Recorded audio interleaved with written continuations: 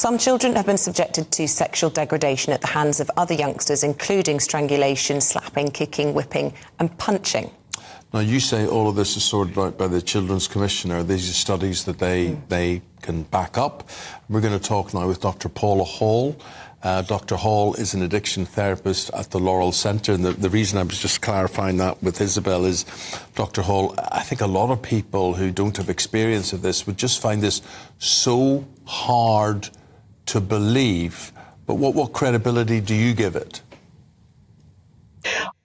Unfortunately, we are hearing more and more about this, and frankly, I think the reason we're hearing more about it is because we're doing the research. I mean, we know that pornography is more accessible now to all of us, including young people, than it ever has been at any other time in history, of course, because of the smartphone. And at the moment, we just haven't caught up with technology in our ability to actually educate young people about the risks and, of course, try and prevent them from accessing the content. So I think we're going to get more and more research that is telling us startling and very worrying figures like this. I think there's any truth in my hunch that there is a kind of reluctance to talk about this, partly because if you talk about anything to do with porn or sex, you don't want to be seen as the Mary Whitehouse, who's terribly, prudish, yeah. But equally probably because a lot of the people who, adults, are watching porn themselves and aren't prepared to acknowledge or accept that fact. And the reality is they don't really care about what that is doing to the next generation. I think you're absolutely right. And I find it really challenging in the work that I do that so often it turns into a moral debate rather than a health debate, which is what it needs to be. But if you make the comparison to alcohol, many of us enjoy alcohol. Maybe we enjoy a little bit too much of it on some occasions.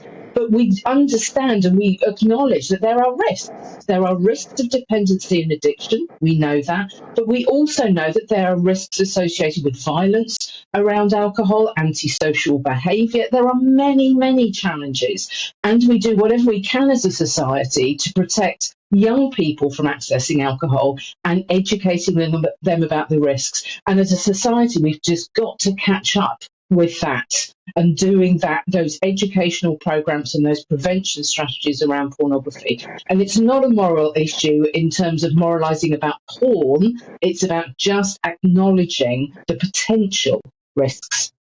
Just final question and answer, Dr. Hall. We've got about a minute left. What is this generation of kids? What could they be missing out on?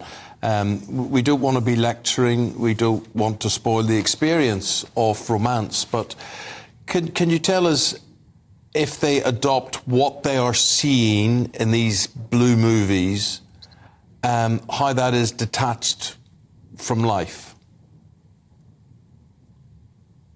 You're showing your age there, Eamon. Blue movies. I don't think I've heard that before. There's so much more than blue movies. X-movies. I think that really is the challenge. Of course, there are some young people who see these images and just go, ugh, that's horrible, and that's it.